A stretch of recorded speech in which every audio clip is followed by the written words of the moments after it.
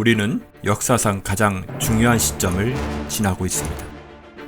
하나님께서는 하나님의 일을 하시기 전에 사람을 준비시키셨음을 우리가 알고 있습니다. 하나님 말씀은 마지막 때에 대추수, 대부흥의 때가 있다고 분명히 예언하고 있습니다. 아멘. 하나님의 말씀이 그대로 성취될 것을 믿습니다. 예레미야 눈물은 잠자는 교회와 영혼을 깨우기 위해 노력하고 있습니다. 이 가슴 뛰는 일에 함께 하길 원하시는 분은 카카오 채널로 연락 주시기 바랍니다. 당신은 위대한 하나님의 사람입니다.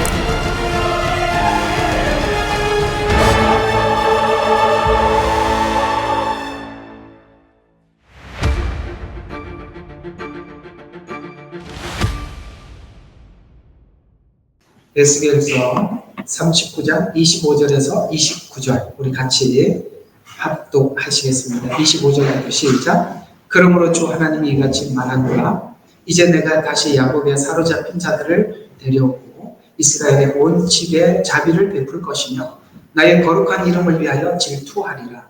그 후 그들이 그들의 땅에 평안히 거하고 아무도 그들을 두렵게 하지 않았을 때 그들은 그들의 수치와 나의 거역하여 범죄한 그들의 모든 범죄를 짊어졌도다.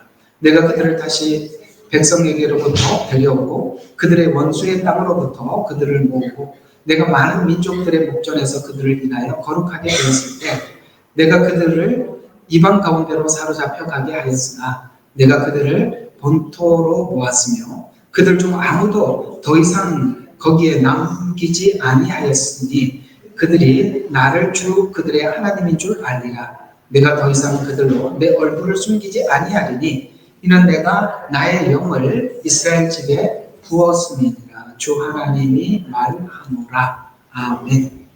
자,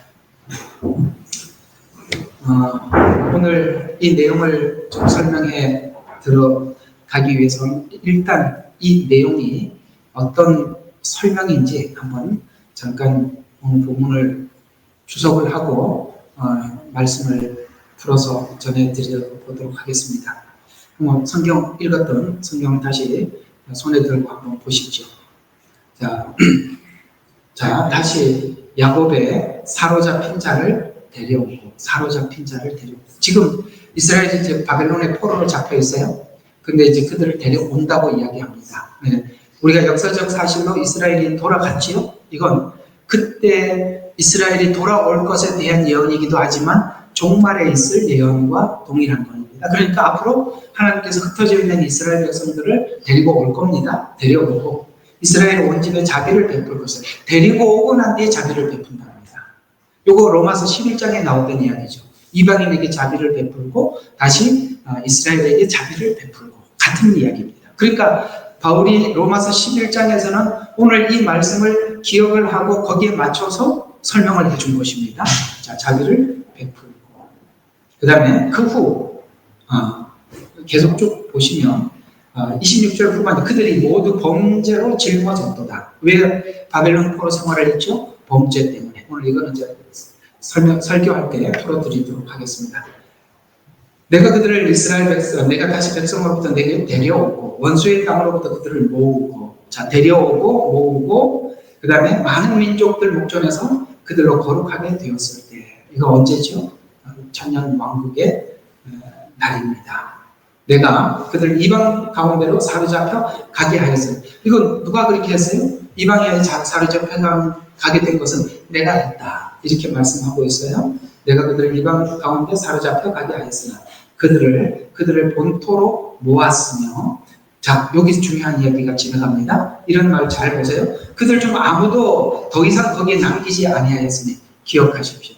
지금 일어나고 있는 온 세계의 반유대주의는 하나님께서 남김없이 유대인들을 본토로 돌아가게 하기 위함입니다. 아시겠습니까? 우리가 하나님께서 모든 세계를 주관한다는 관점에서 보면 이게 왜 이렇게 되는지 다 보이는 거예요. 그러나 세상 사람들은 그게 안 보이죠. 그냥 누가 이쪽이 잘했고 저쪽이 잘못하고 너는 잘하는 사람이고 너는 잘못하니 이런 거밖에 모르잖아요. 그걸로 자꾸 판단하나 세상의 모든 역사는 하나님께서 예언한 대로 갖고 완성될 것입니다.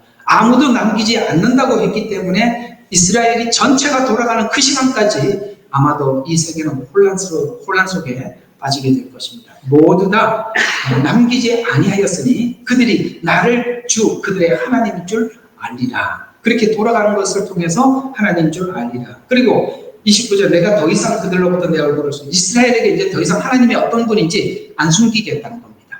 그러면서 이는 내가 나의 영을 이스라엘 집에 부어 요거 스가랴서 12장 14절에 12장과 14장에 나오는 이야기입니다. 지금은 그들이 지금 눈이 가려져 있어 주님을 알지 못해요. 눈이 가려져서 알지 못해요. 그러나 그때 하나님께서 눈을 열어서 나의 영을 부어주어서 은혜의 영을 부어주어서 회개의 역사가 일어날 것이다. 그게 특별히 7년 한가운데 일어날 일들을 이렇게 말씀하고 있는 것입니다. 됐죠? 다른 성경하고 다 연결이 되셨죠? 자, 이게 이제 원래 기본 예언의 기본입니다. 오늘 30 몇 장이야?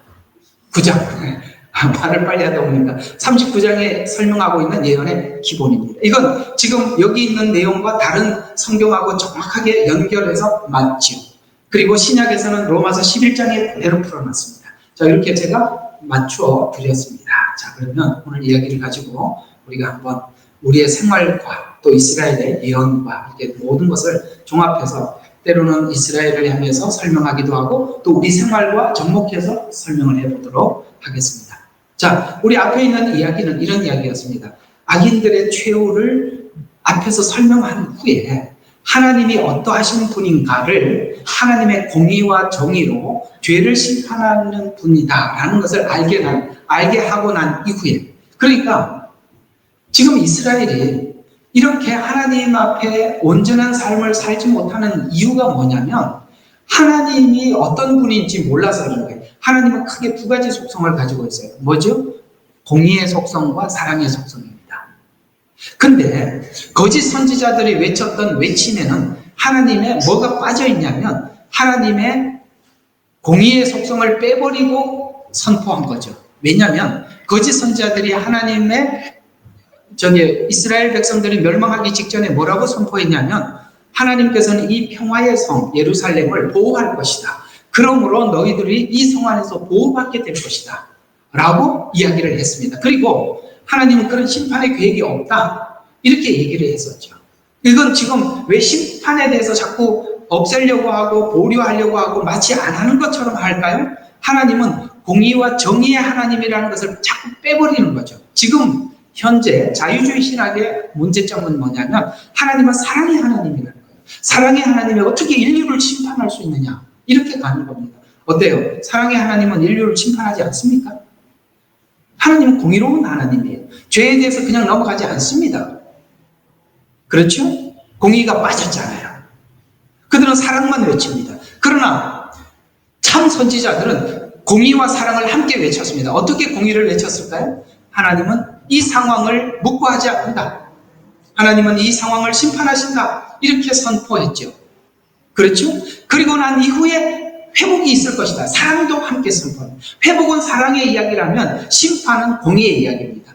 이 두 가지가 분명하게 함께 전해져야 하는 것이지 하나님은 공의만 전해서 사람들에게 두려움으로 몰고 가는 것도 아니고요. 사랑을 선포해서 죄를 방관하게도 하지 않는다는 것입니다.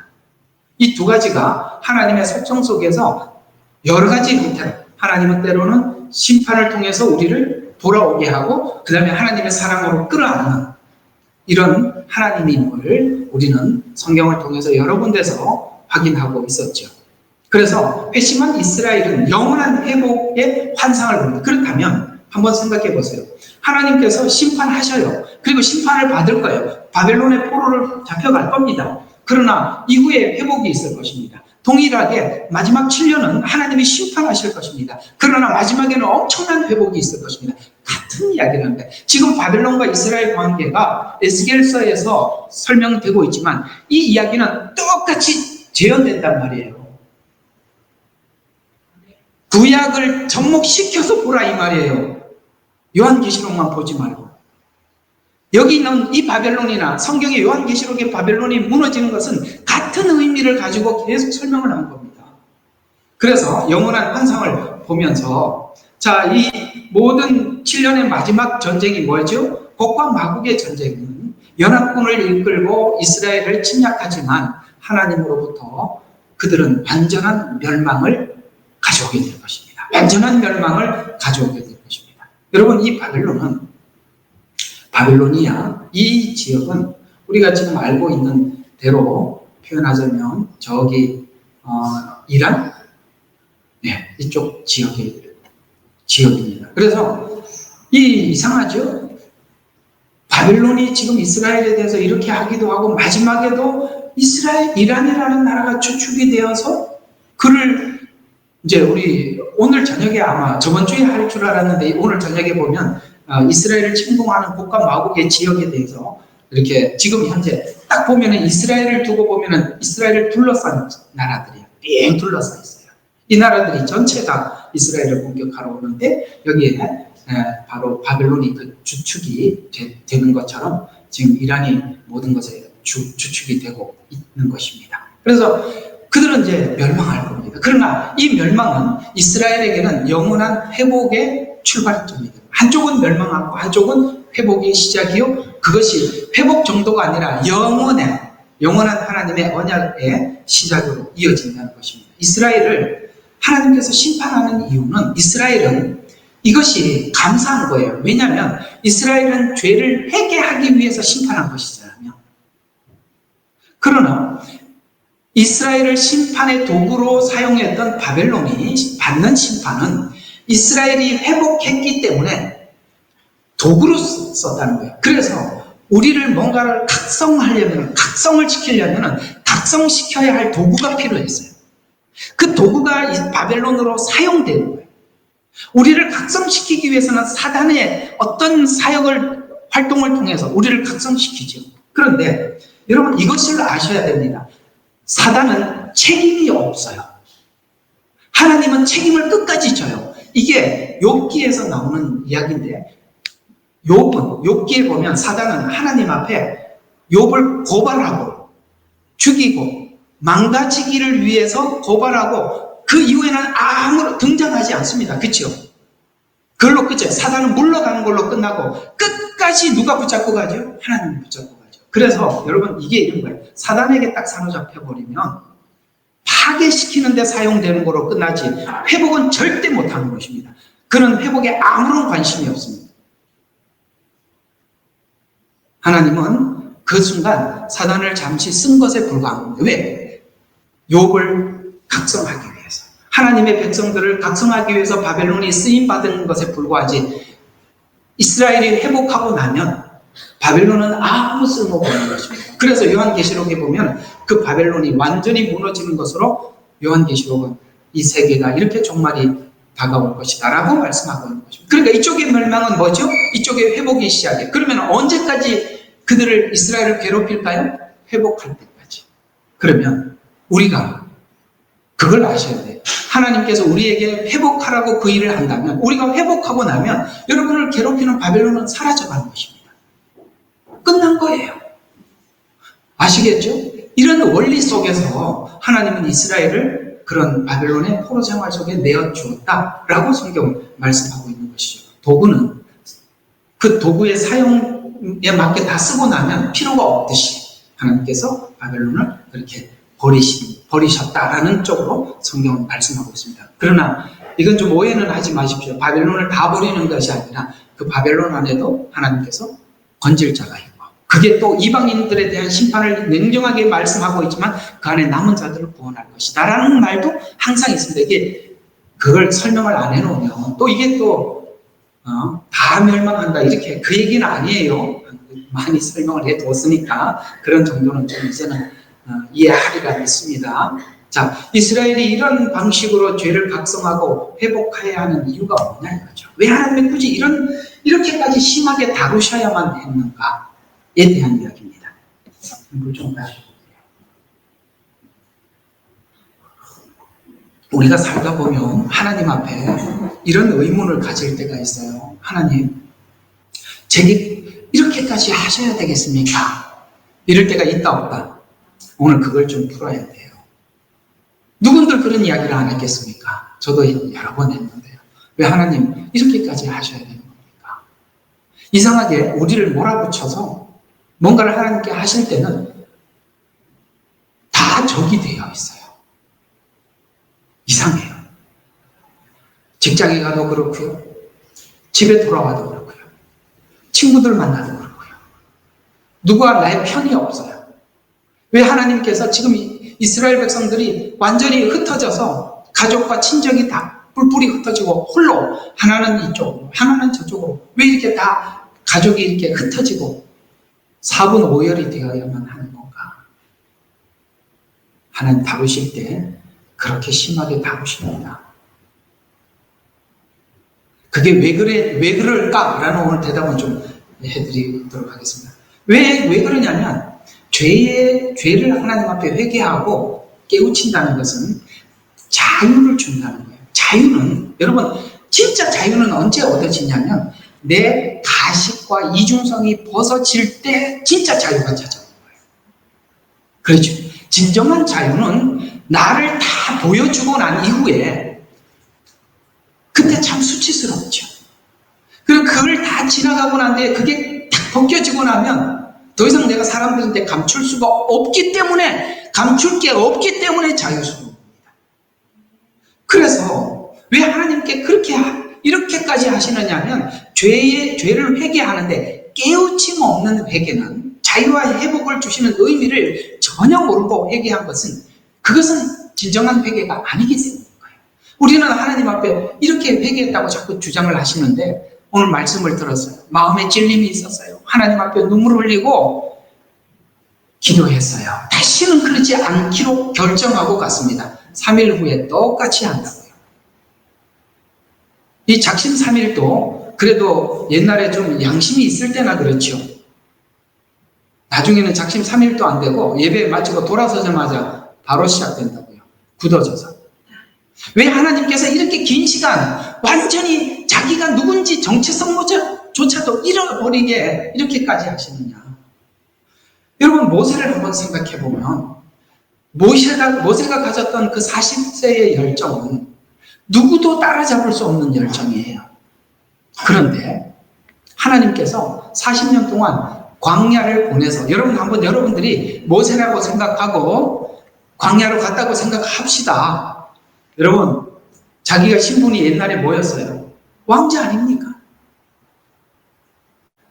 거기서 저는 그 모세를 생각해 보면서 우리가 다 그런 시간들을 보냈었으니까 양을 이끄는 지팡이 하나 그것도 아마 무거워서 질질 끌고 다녔을 거예요. 다니면서 이렇게 더더더더 끌면서 가면서 대화할 대상도 없어요. 양이 무슨 대화를 하면은 받아주는 일을 합니까? 뭘 합니까? 그가 얼마나 괴로웠던지 자식을 낳고 게르솜이라고 했다고요. 나는 이방인에서 객이 되었다. 자기 슬픔을 거기다 다 표현한 거예요.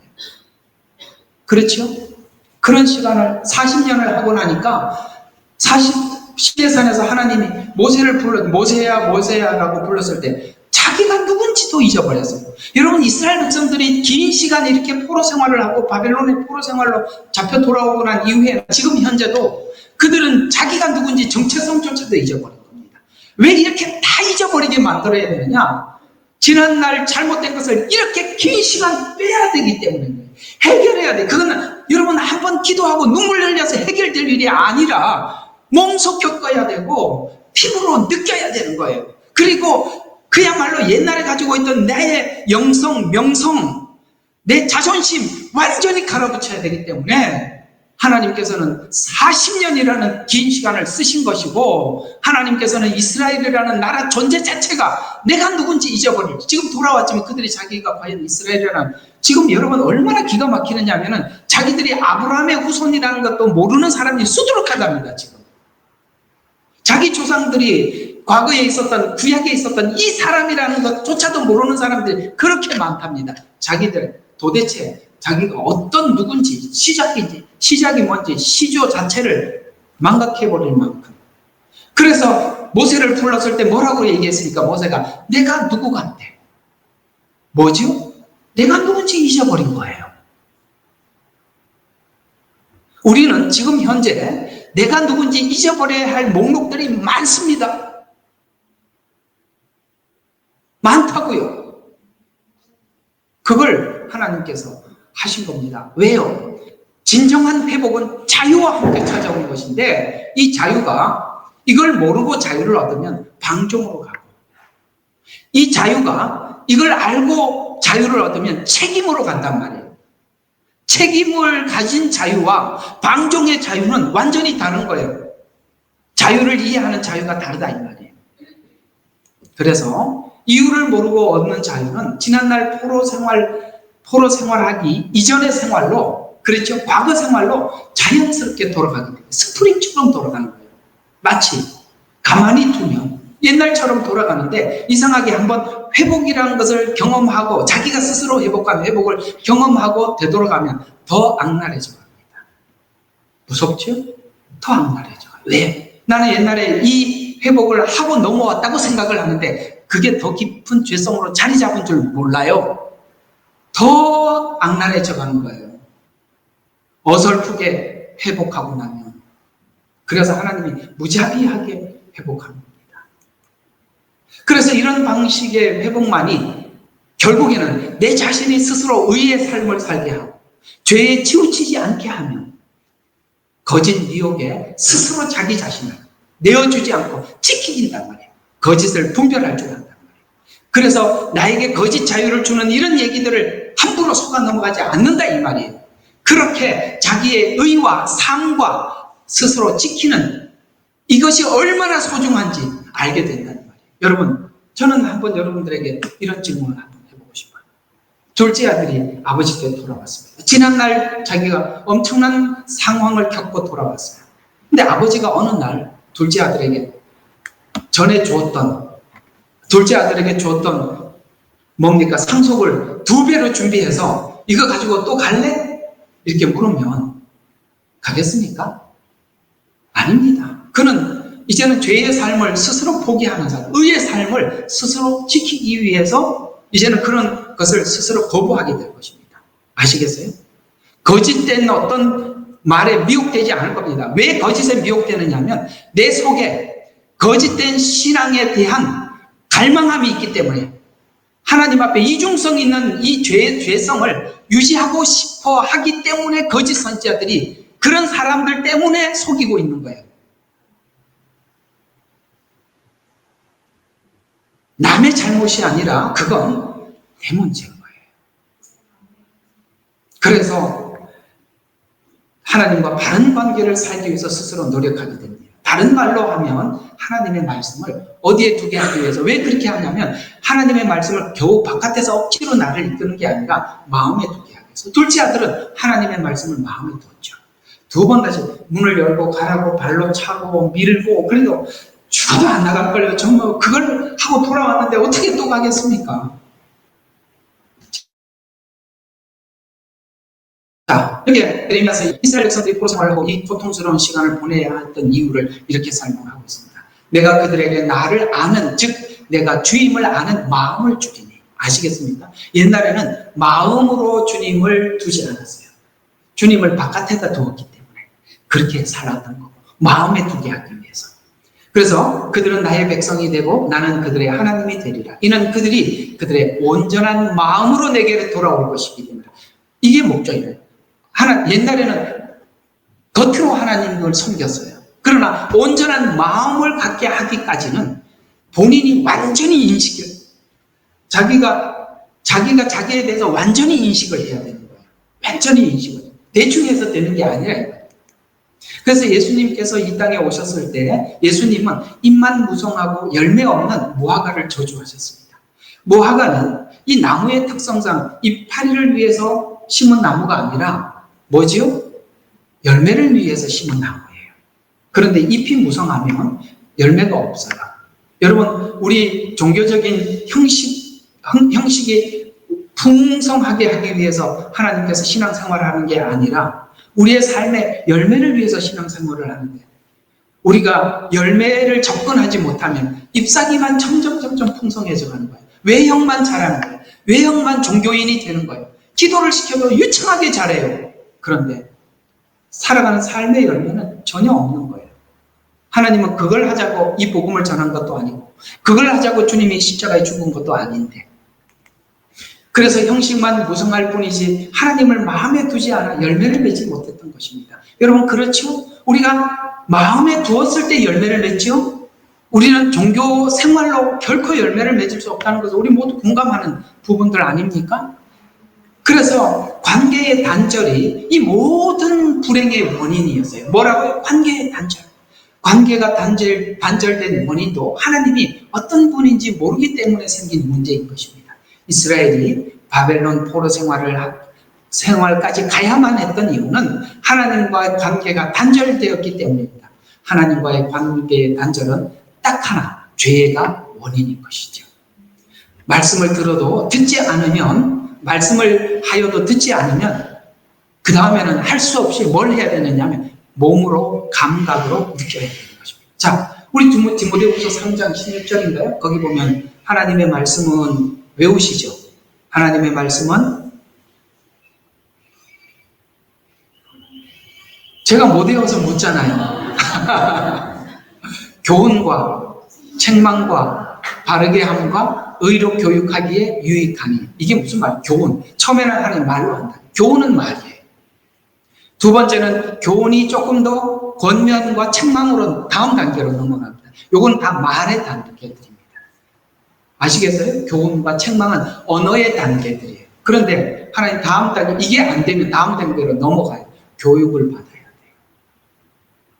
근데 교육을 어디 가서 시켰죠? 현장이 바벨론이에요. 아시겠습니까? 그런 거예요. 교훈과 책망과 바르게 함과 의로 교육하기에 유익하니. 그 뒤에 보면 이는 하나님의 사람으로 온전하게 하려 합니다. 맞죠?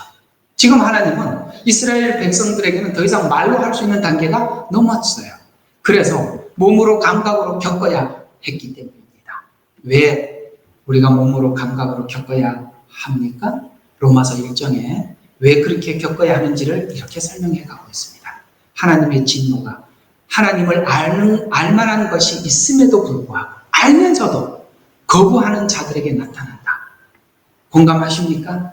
우리가 몰라서 불순종하는 게 아니라 알면서 불순종하기 때문이다. 이렇게 말씀하고 있어요. 이것이 로마서 1장 18절에 보면 하나님의 진노가 불의 가운데 진리를 붙잡는 사람들의 모든 불경건함과 불의에 대하여 하늘로부터 계시되었거니와 하나님을 알만한 것이 그들 속에 나타나 있기 때문이다. 유대인에게는 율법으로 설명해 주셨고 이방인에게는 양심으로 설명을 해 주셨어요. 이방인들이 하나님을 모른다고요? 아니요. 양심이 곧 율법입니다. 그래서 알만한 것이 그들 속에 나타나 있기 때문이라. 그래서 진리를 거부한 자들에게 온당치 못한 일들을 이렇게 거부하는 사람들 하나님 내버려 뒀대요. 그래서 로마서 1장 28절을 보니까 그들은 자기들의 지식 가운데 하나님 두기를 싫어하니 하나님께서 그들을 내버려 두셔 온당치 못하는 아니한 일을 하게 하셨도다. 이해가 가세요? 하나님을 마음에 두기 싫어하면 하나님께서 막 마음에 그렇게 막 그냥 강제로 마음에 두라고 하고 아니면 강제로 순종하게 하는 것이 아니라 내버려 둔다. 그래서 온당치 못하는 일을 하게 두셨다. 온당치 못하는 일을 하게 두었더니 사람들이 이렇게 하더라는 거예요. 자, 봐요. 이게 우리가 세상에 흘러가는 과정하고 똑같아요. 온당치 못하는 일을 하니까 자기가 온당치 하나님의 말씀을 알았어요. 그리고 알면서 죄를 지어요. 그 다음 우리가 어떻게 하느냐면 이렇게 한대요. 그들은 이같이 일을 행하는 자들을 마땅히 죽음에 처해야 한다는 하나님의 심판을 알면서도 몰라서 그렇게 하는 게 아니에요. 알면서 뭐 한대요? 이 같은 일을 행할 뿐만 아니라 이런 일을 행하는 자들을 좋게 여기도록 우리 모두 다 공감하는 거예요. 이게 법이에요. 이게 바로 동성애 법 통과고 아시겠어요? 악법들이 이렇게 만들어지는 거예요. 하나님과 지금 만들어지는 모든 법들이 발휘된 거예요. 전부 다 뭐예요? 하나님 말씀과 반대되는 법들을 자꾸 통과시키고 있어요. 왜? 죄는 짓고 살고 싶어. 이걸 알지만 마음에 부담이 되니까 우리끼리 법을 만들어서 이거 해도 되는 걸로 공감하자. 이렇게 해서 악법들이 생기는 거예요. 하나님께서 이걸 더 이상 보고 두지 못하겠다. 요즘은 너무 괴롭지 않아요? 이런 말도 안 되는 전혀 하나님과 반대되는 법들을 어떻게든지 발휘해갖고 통과시키려고 건전한 그리스도인들이 봤을 때 이게 과연 사람이 만들 법인가? 이런 것들이 막 통과가 되잖아요. 왜 그래요? 이런 일을 하는 자들을 좋게 여기느니라. 쉽게 말해서 하나님 말씀이 선하다는 것을 악한 것으로 다 치부시키고, 그 다음에 악한 것을 선하다고 인권이라는 이름으로 다 뒤집어 놓은 거예요. 이게 법이라는 말이에요. 그 정도가 어디까지 가느냐? 소돔과 고모라 이야기가 그 말이에요. 소돔과 고모라 이야기가. 그래서 오늘 여기 로마서 1장에 있는 이 내용들을 쭉 관찰을 해보면 이렇게 되는 것입니다. 이 지적을 하나님은 처음부터 이 말로 들어갔어요. 하나님을 알되 라는 말로 들어갔다는 걸 아셔야 돼요. 그래서 저 사람들이 하나님이 어떤 분인지를 안다고 하더라도 우리가 이런 방향으로 갈 수도 있고, 하나님을 알되가 하나님을 구하는 쪽으로 갈 수 있는 거예요. 안다고 다 되는 게 아니라 아는 이 자리에서 어느 것 왼쪽을 붙잡느냐 오른쪽을 붙잡느냐는 우리의 선택이죠. 아담과 하와도 먹지 말라, 먹는 날에는 죽으리라는 것을 알았습니다. 그러나 그것에 대해서 어떻게 붙잡아 가느냐라는 것인데요, 우리 마음속에 탐심은 유지하고 있죠. 우리 스스로 그것을 따먹을 용기는 없어요. 왜? 하나님이 어떤 분인지를 아는 사람들은 스스로 하잖아요. 거기에 누가 불을 붙여요? 사단이. 그래서 우리가 무서운 게 뭐냐면, 내 마음속에 처리하지 못한 이 악한 습성들은 이것을 언젠가는 사단이 와서 그걸 부추기고 커지게 만들고 나로 하여금 행동하게 만드는데 내 자신을 내어주게 된다는 거예요. 그게 무서운 거예요. 그래서 성경은 이렇게 말씀하고 있는 게, 사람은 미워하되 죄는 미워하지 마라. 왜요? 그런 마음속에 뭐가 있어요? 그게 죄를 부추기는 악한 사단의 영향력 아래 들어가게 되는 모든 조건을 내가 갖추고 나면 사단은 밀고 들어오기 때문에 그런 겁니다. 이 부분을 우리가 차단하는데 주력을 해야 되는데, 이게 굉장히 어려운 이유는 언제나 아시죠? 내가 내 자신에 대해서 솔직하거나 진지하지 않기 때문에 감추면 감출수록 이 문제는 미궁에 빠져들어가는 겁니다.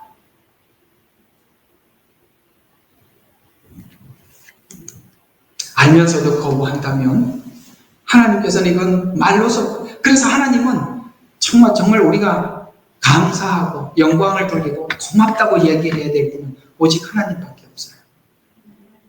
왜냐하면 하나님이 말로 하다가 말로 끝내는 게 아니라 말로 해도 안 되니까 하나님은 끝까지 붙잡고 씨름하십니다. 야곱의 씨름이 그 얘기예요. 야곱은 지금껏 하나님이 없는 것으로 생각했어요. 지난날 베델에서 이야기했던, 그 고백했던 그 하나님이 멀리 간 줄 알았어요. 그런데 야복강에까지 찾아오셔서 지금껏 야곱과 씨름하고 있었던 것이죠. 야곱은 그때 깜짝 놀랐던 것입니다. 욥기에서는 하나님께서 욥 앞에 나타나셨을 때 폭풍 가운데서 말씀하셨어요. 하나님은 우리 인생 속에 들어오셔서 아무것도 안 하는 것 같지만 여러분 씨름하고 계시고 폭풍 가운데 우리를 지켜보고 있었고, 우리는 우리 혼자 내버려진 듯한 시간을 보내는 것 같이 느껴지지만, 내버려지는 것 같은 이 시간에 우리 스스로가 그 면역력을 길러서 하나님 앞에 설 수 있을 때까지 하나님은 그 씨름을 멈추지 않고 하고 있다는 사실을, 그걸 알고 나면 우리는 더 이상 우리가 이 죄의 문제를 해결하는 일에 게으를 수 없고 미룰 수 없는 거예요. 하나님께서 그렇게 애쓰고 있다는 것을 알고 나면. 그래서 우리의 살아가는 모든 일상 속에 하나님께서 밀고 들어오셔서 우리와 함께 뭔가 밀고 당기고 말씀하고 그런 것을 여러분 느끼지 않습니까? 최소한 영적인 감각을, 하나님을 향한 영적 감각이 조금이라도 살아있다면 하나님께서 우리의 삶의 현장 속에 들어오셔서 뭘 밀고 당기고 있는지 누구나 다 느낄 수 있는, 이거는 누구나 굳이 물어보지 않아도 저는 저 한 주간 시간 속에 하나님은 내게 이렇게 밀고 들어오셔서 나에게 질문하셨고 나는 대답을 했고, 그런 일들을 여러분들이 수없이 겪고 오늘 이 자리에 와서 하나님 주시는 이 대답을 듣고 돌아가는 것입니다. 이 씨름이 없으면 예배 시간에 앉아서 졸죠. 조는 거 보면 아무것도 안 한 사람들은 졸고 죽을 지경으로 살다 온 사람들은 듣는 거죠. 불강력으로 졸리는 것은 얘기하는 것은 아닙니다만, 저도 이렇게 옛날에 앉아서 설교를 들을 때 보면 나도 모르게 듣고 있다고 생각하는데 자고 있더라고요. 그럴 때가 제가 그 얘기를 하는 것이 아닙니다. 우리는 마음은 진지한데 육신이 진짜 약할 때는 있습니다. 그러나 우리는 내게 있었던 일들이 어떤 일인지 다 궁금합니다. 그렇죠? 하나님은 그 이야기를 말씀을 통해서 늘 전해주고 계시죠. 그래서 하나님은 우리에게 이게 알면서도 거부하는 일을 계속한다면 몸과 감각으로 겪어야 하는 시간이 바벨론 포로 생활이며 마지막 종말에 죄에 대하여 심판하시는 하나님을 목격하는 30, 그게 7년이죠. 죄에 대해서 무자비하게 하나님이 심판하시는 그 목격을 할 수밖에 없습니다. 이방인이나 유대인이 하나님의 거룩하심과 의로움을 알면서 거부하는 것은 마치 하나님을 무시하는 것과 같다. 그분을 알면서 무시하는 것은 하나님을 거부하는 거예요. 로마서 2장 3절과 4절에 1장을 넘어서 2장에 이런 이야기를 이어서 가고 있습니다. 이런 일들을 행하는 사람들을 판단하면서도 같은 일을 행하는 사람아, 그 사람들에 대해서 판단을 하면서 이상하게 우리는 남을, 형제가 죄를 짓는 것을 딱 보면 막 판단을 하는데, 판단을 하는 사람은, 오늘 성경은 여러분도 거부할 수 없는 이야기가 그 얘기예요. 판단하면서도 같은 일을 하는 이 사람아, 여러분, 판단하는 사람은 같은 일을 하기 때문에 판단한대요. 아니 여러분들이 변명할 수 있어요. 그러나 성경은 이렇게 얘기를 하고 있어요. 누군가를 금방 알아보는 사람은요, 같은 성향이니까 알아보는 거예요. 안 그래요? 네. 딱 보면은 남들이 보지 못하는 걸 딱 보면서 이 사람은 저 사람은 이런 사람이다라고 딱 지정을 해내는데 옆에 있는 사람들이 설명을 해줘도 못 알아들어. 근데 이 사람은 그게 보여. 왜? 자기가 그렇거든. 저는 어떤 형제가 판단받을 만한 일이 생겼을 때 하나님께서 그 형제를 앞에다 딱 두었을 때 사람들마다 반응이 달라요. 용서받은 죄인은 긍휼한 마음을 가지게 되고, 아직도 용서와 은혜를 모르면 예리한 칼을 가지고 비판하게 됩니다. 여러분은 어떤 사람입니까? 오늘 이렇게 얘기가 그 얘기죠. 이런 일을 행하는 자들은 판단하면서도 같은 일을 행하는 사람아, 너도 하나님의 심판을 피할 줄로 생각하느냐? 아니면 내가 그분의 선하심이 너를 회개하도록, 그 본을 보여줘서 너를 회개하도록 그렇게 했는데, 판단을 한다면 회개로 가지 않고 판단으로 가면 내가 회개가 나오지 않잖아요. 내 반성으로 가지 않잖아요. 그래서 그 말이에요. 내가 그분의 선하심이 너를 회개하도록 인도하심을 알지 못하고 하나님의 선하심과 관용과 오래 참으심과 풍성함을 무시한 거예요. 전부 다 이건 무슨 행위냐면 하나님을 무시하는 행위라고 성경은 결론을 내리고 있다는 거예요. 하나님을 무시하는 것, 이것이 죄의 시작이고 하나님의 권면을 무시하는 것이 하나님을 무시하는 것이라는 거예요. 그래서 우리가 하나님이 하시는 이런 말들을 정말 큰 소리로 받아들여야 되는 거예요. 여러분, 설교는 작은 소리로 듣고 그러면 안 되는 거예요. 누가 직접 앞에서 말을 지적을 해야 그게 진짜 죄에 대해서 지적하는 것이 아니라 하나님은 말씀을 통해서 충분히 우리 마음을 좋은 말로 권면하시기도 하고 책망도 하시고 다 하고 계시는 거예요. 굳이 1대1로 만나서 얘기하는 게 그게 전부가 아니라 이렇게 하신다는 거예요. 그걸 받아들인다면 하나님의 권면을 받아들이는 거고, 그렇지 않으면 하나님 자신을 무시하는 것이다. 이렇게 말씀하고 있는 것입니다. 근본적인 문제는 마음이 깨끗하지 못한다는 말입니다. 마음이 청결하다는 것은 자신의 죄에 대해서 자기가 인정하는 거예요. 그게 청결한 겁니다. 그래서 마태복음 5장 8절에 마음이 청결한 자는 복이 있나니 하나님을 볼 것이요. 그래서 밧세바가 간음을 했을 때 나단이 지적을 하잖아요. 다윗이 그것을 받아들였던 이유는 오늘 여기 마태복음 5장 8절의 말씀처럼 마음이 청결했기 때문입니다. 자기가 자기 자신에 대해서 진솔한 거예요. 시편 51편 11절, 그러니까 내 마음이 청결한, 내 마음에 정결한 마음을 창조해달라는, 이 창조라는 말은 이 말이에요. 옛날에 있는 것을 1도 남겨두면 안 되는 거예요. 창조가 그렇듯이 창조는 무에서 나오는 것이에요. 내가 이 창조라는 말을 쓰는 이유가 뭐냐면 여러분이 지난날 가지고 있었던 그 죄의 속성에서 하나님이 뭣도 하나 붙잡아 갈 게 없다 이 말이에요. 우리는 있다고 생각하기 때문에 아직도 남겨둔 채로 하나님의 말씀을 붙잡아 가려고 하는데 하나님은 다 쓸어버리고 아까 말씀드린 것처럼 70년이라는 포로 생활을 통해서 자기 정체성을 잃어버립니다. 지금 2000년 가까운 이 이스라엘 백성들 자기 민족이 어떤 민족인조차도 잊어버리는 거예요. 모세는 40년을 지나고 나서 내가 누구 반대로 가는 겁니다. 그것이 바로 창조의 출발이라고요. 지금 우리가 사람들에게 박수 칠 때 내가 마치 뭔가 영웅이 된 듯한 것은 다 가식이고 가짜라는 거예요. 저는 진짜 목회하는 목사님들 중에 정말 존경하고 싶은 분은 시골 교회에서 한두 명 놓고 평생 목회하는 사람이 진짜입니다. 많은 사람들이 박수를 치시고 은혜 받았습니다라고 하는데 여러분들도 할 수 있어요. 제가 비켜나 한번 해보실래요?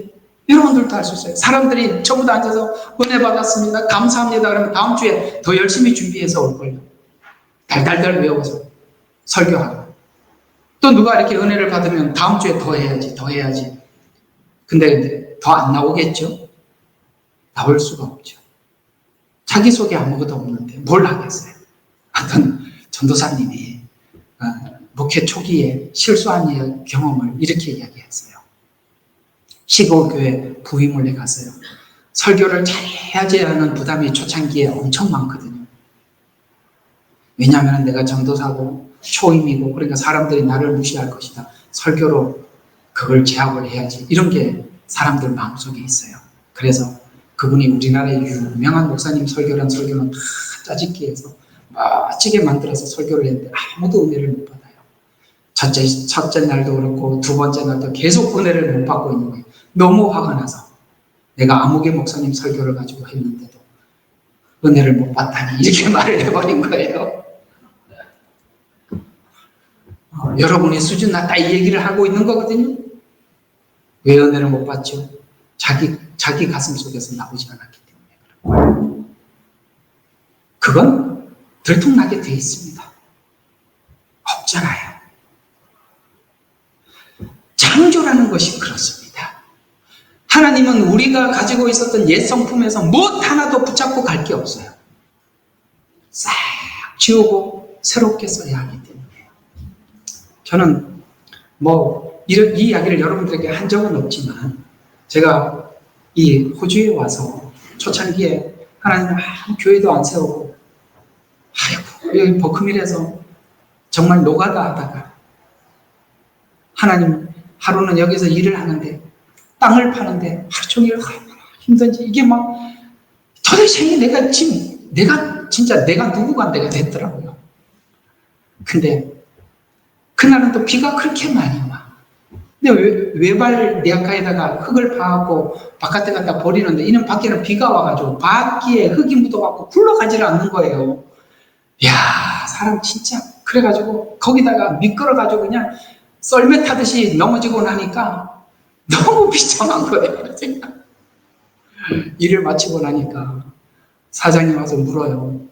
뭐 하다 오신 분이에요? 그러더라고요. 뭐가 이상한가 봐. 그래서 하도 기가 막혀서 그랬습니다. 중국에서 조그마한 내가 뭐 이런 얘기는 구체적으로 못하겠고 조그마한 학원 하다 왔습니다. 신학교인데 학원이라고 그냥 속였어요. 그랬더니 이런 거 아무도 안 해보셨죠? 이러는 거야. 그래서 안 해봤습니다. 보니까 알죠. 안 해본 사람이고. 근데요, 이런 말을 하시는 거예요. 하던 일 하세요. 그게 지금 요나한테 한 말 같이 들리는 거예요. 하던 일 하세요. 그게 너무 비참해요. 그럼 하던 일 하고 싶은데 하나님 아무도 안 시키고 있는데 어떻게 합니까? 그때 이제 사모님이 이제 여기저기 기도 사역도 하고 또 무너진 가정 교회 세우러 다녔어요. 나는 그때 사실 사모님이 사역하는 거 보고 저는 정말 놀랐어요. 내가 아까 설명한 것처럼 하나님이 우리에게 과거에 있었던 우리의 성품 중에 무엇 하나도 붙잡고 갈 게 없다고 했잖아요. 사람들을 하나님이 회복시키는 그 지점이 완전히 무너져가지고 완전히 더 이상 아무것도 할 수 없는 사람 앞에 가서 하나님이 뭘 붙잡고 시작하는지 몰라. 그게 너무 충격적이었어요. 이 사람이요, 99.9%가 문제가 많은데 0.1%가 남아있어요. 그걸 하나님이 격려해서 일으키시더라고. 나는 그걸로 불쏘시개를 삼으시는 걸 보고 진짜 놀랐어요. 우리는 99.9%니까 쓰레기야, 이 사람. 근데 하나님이 그래도 그 남아있는 그 작은 양심을 붙잡고 하나님이 반대로 설명을 하더라니까요.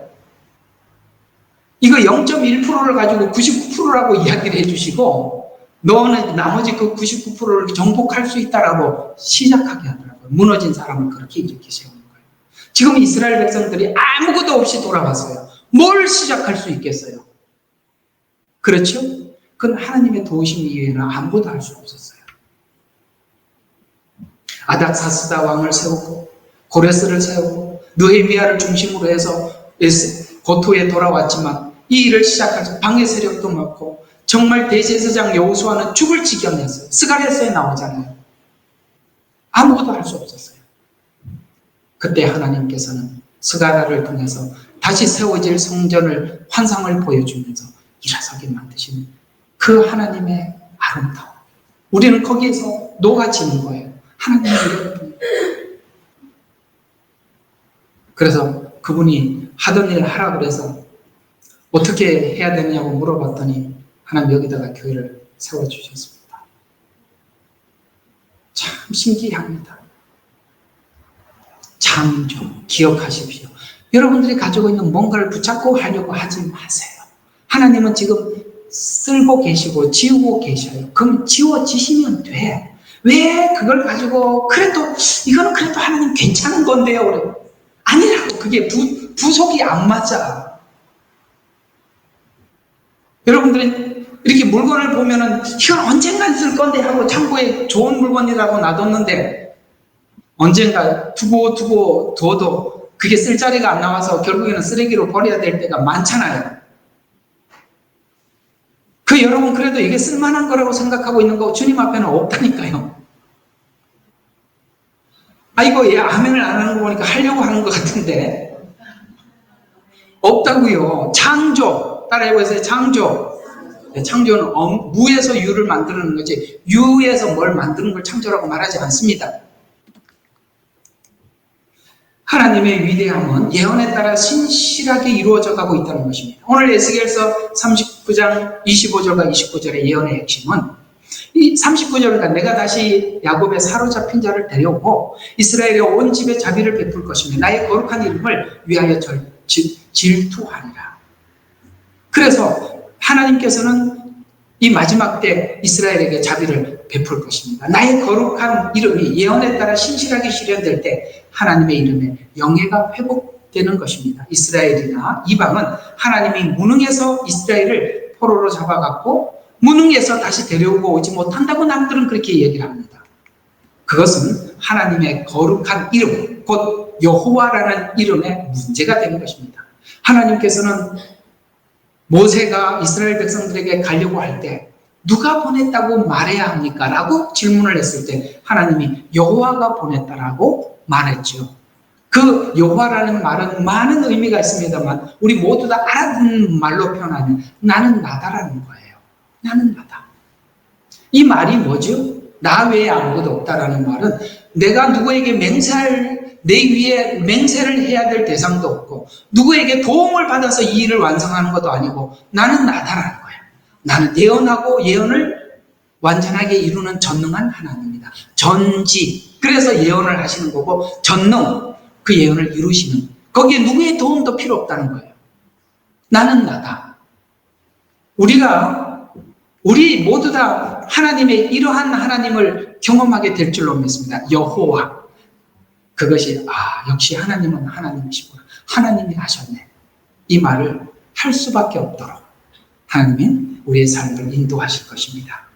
왜냐하면 이 나는 나다라는 이 하나님의 이름은 영예입니다. 하나님의 명예란 말이에요. 하나님의 영예는 아들을 보내주셔서 인간이 모두 엎질러 놓은 죄의 문제를 해결해 주시고 은혜 입은 성도들을 통해서 영광과 찬송을 돌려드리는 영예를 이미 우리에게 되찾아 주셨고 되찾아 주십니다. 아멘. 이미 되찾아 주셨어요. 그 영예를 아들을 통해서 되찾아 주셨고 마지막에 되찾아 주셔서 그 찬송을 하나님 앞에 올려드릴 수밖에 없는 은혜를 우리가 입었다 이 말입니다. 이렇게까지 회복하신 영예를 하나님은 결코 우상이나 이방신에게 빼앗기지 않을 것입니다. 하나님의 이름과 찬송을 빼앗기지 않으시기 위해서 아들을 주신 열심으로 성도들에게 하신 약속을 지켜가고 계시는 것입니다. 그래서 성도들의 신앙과 믿음은 하나님 되심과 그 영예를 모두 걸고 믿는 것입니다. 우리는 하나님의 영예를 걸머지고 가는 것입니다. 욥이 그 영예를 걸머지고 결국 하나님께 영광을 돌리는 자로 서게 되었죠. 에레미야서 14장 7절에 보니까 오 주여 우리의 죄악들이 우리를 거슬러 증거할지라도 주께서는 주의 이름을 위하여 그 일을 행하소서. 이는 우리의 타락함이 많으며 우리가 주를 거역하여 죄를 지었음입니다. 에스겔서 39장 28절입니다. 내가 그들을 이방인 가운데 사로잡혀 가게 했지만 원수의 땅에서 그들을 모으고 그들 중에 아무도 거기에 남기지 아니하였으니 그들이 나를 주 그들의 하나님인 줄 알게 하리라 라고 합니다. 이 말씀은 축복입니다. 정죄를 위해서 심판한 것이 아니라 새로움을 위해서 잠시 바벨론에서 시간을 보내게 하신 것입니다. 하나님의 신실하심은 다시 데리고 오게 하신 것으로 보게 됩니다. 그래서 결국은 이 일을 하나님께서 완성할 것인데 이 미래를 내다보고 주님께서 우리를 위해서 하신 기도, 이 기도를 생각하게 하죠. 오늘 앞에 있는 이 말들은 이 기도를 생각하게 하는데요. 요한복음 17장 4절과 7절에 있는 기도입니다. 아버지께서 내게 주라고 하신 그 일을 완성하였나이다. 아버지께서 세상에 있기 전에 내가 아버지와 함께 갖고 있던 영광으로 이제 나를 아버지와 함께 영화롭게 하옵소서. 나는 아버지께서 이 세상으로부터 나에게 주신 그 사람들에게 아버지의 이름을 나타내 보였나이다. 그들은 아버지의 사람들이었는데 아버지께서 내게 주셨으며 그들은 아버지의 말씀을 지켰나이다. 이 기도가 이쪽으로 갔어요.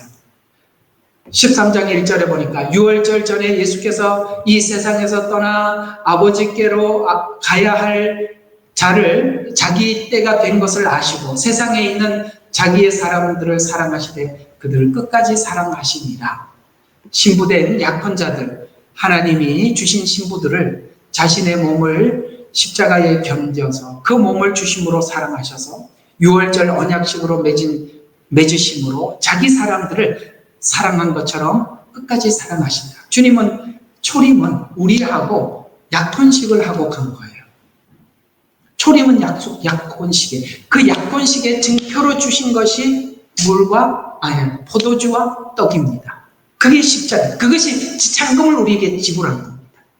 그래서 어떻게 우리에게 지참금을 지불했는지 알죠. 우리는 십자가에서 생명을 주셔서 지참금을 지불하셨다면 주님 오시는 그날까지 보존하시는 것은 우리 책임이 아니라 신랑이 그렇게 원하시고 보호하시고 인도하신다는 것. 그래서 뭐라고요? 자기 사람들을 끝까지 사랑한 것. 초림에서 보았듯이 주님 다시 오실 그날까지 우리 하나님은 당신의 신부들을 이렇게 보호하신다는 것도 믿으시라는 거예요. 왜? 그분이 그렇게 약속하셨어요.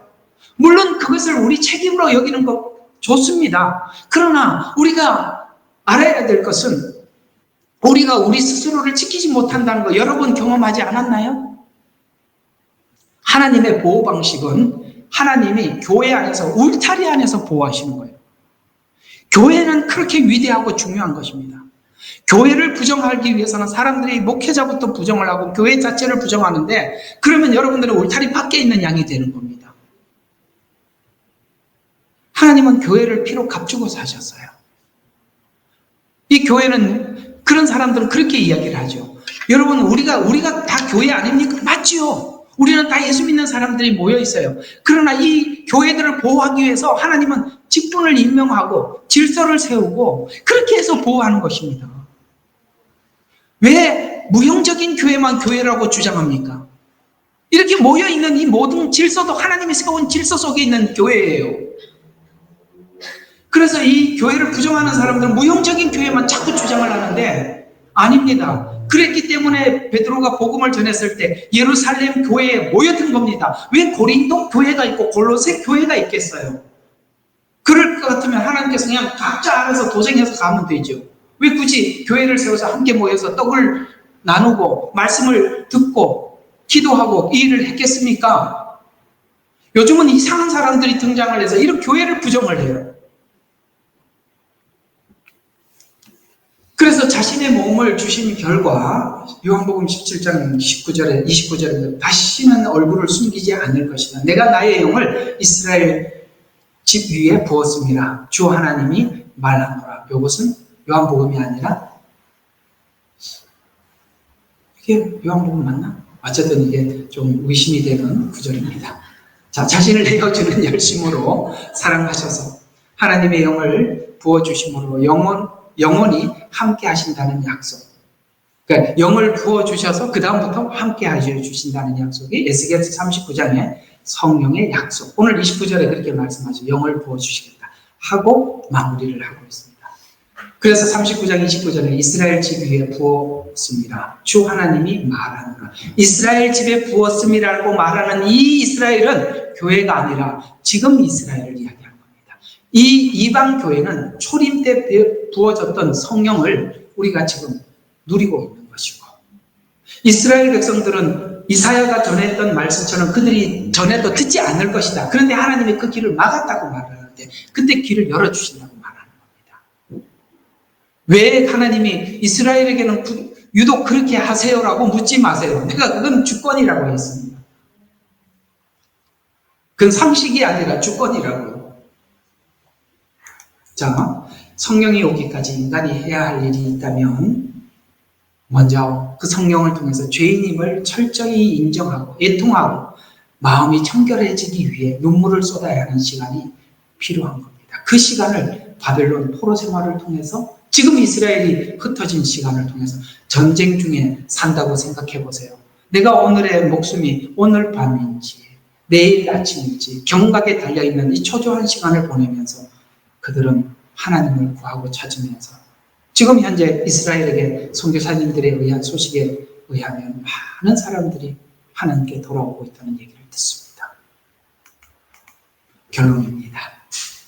이 언약으로 인해 우리는 감사하고 하나님께 찬양하고 있습니다. 고난은 일시적으로 있습니다.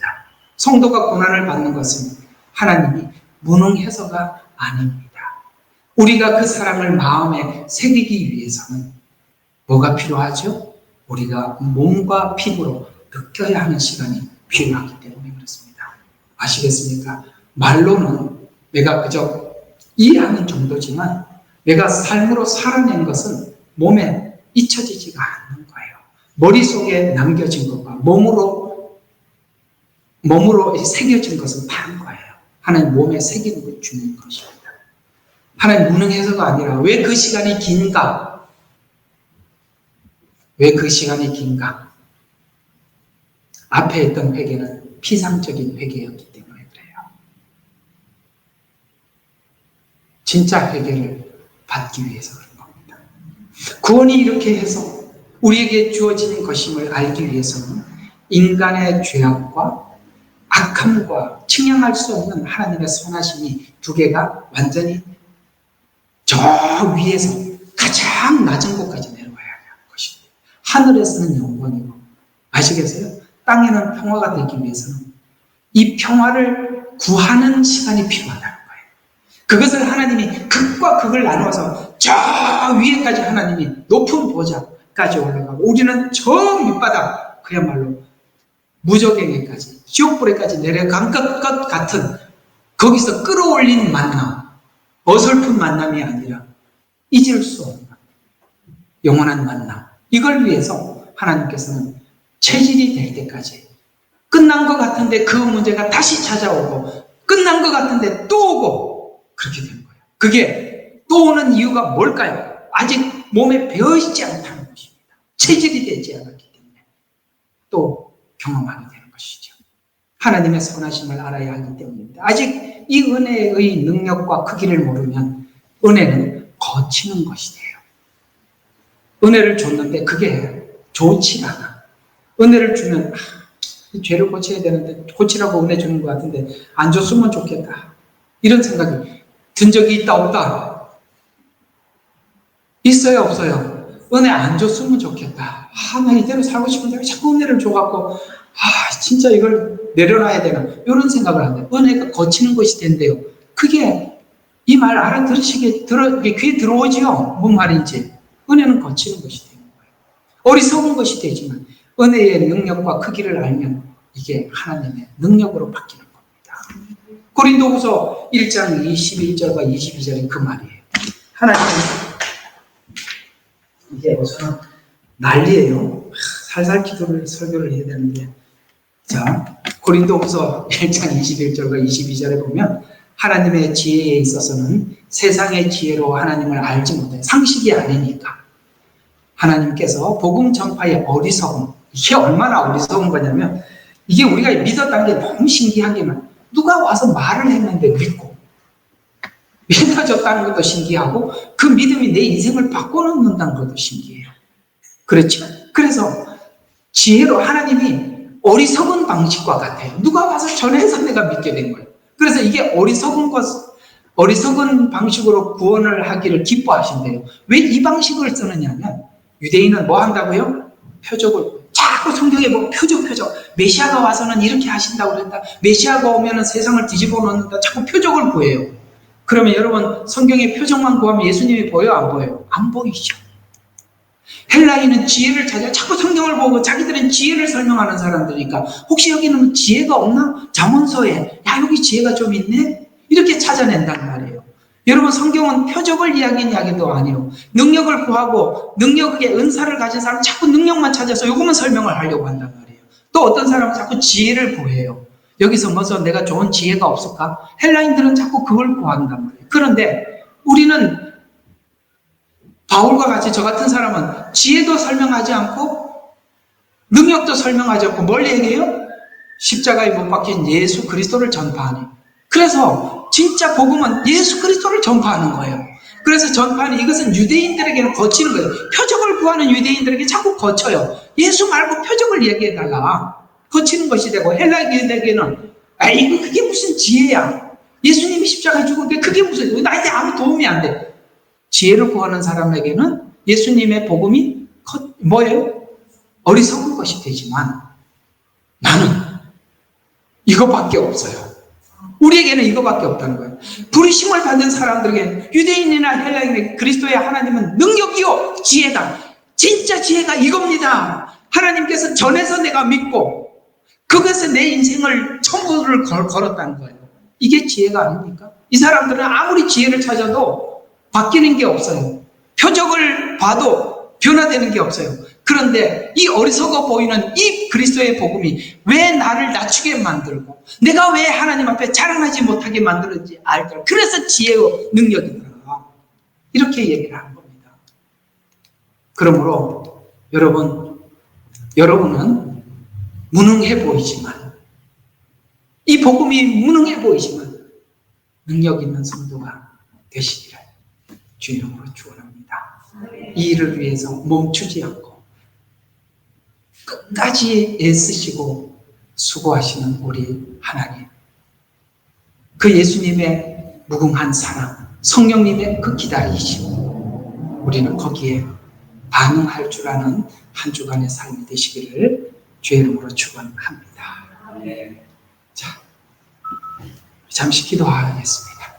하나님 아버지, 고맙고 감사합니다. 오늘도 귀한 말씀을 통해서 주시는 은혜 가슴에 담습니다. 교훈을 해도 책망을 해도 듣지 않는 우리들에게 몸과 피부로 감각으로 느끼기 위해 하나님 우리 일상 속에 찾아오셔서 말씀하시는 그 주님의 음성을 듣게 해주시고 거기에 넘어가게 해주시고 극복하게 해주시고 이것이 하나님 앞에 진정한 능력이 되도록 인도하여 주옵소서. 예수님 이름으로 기도합니다.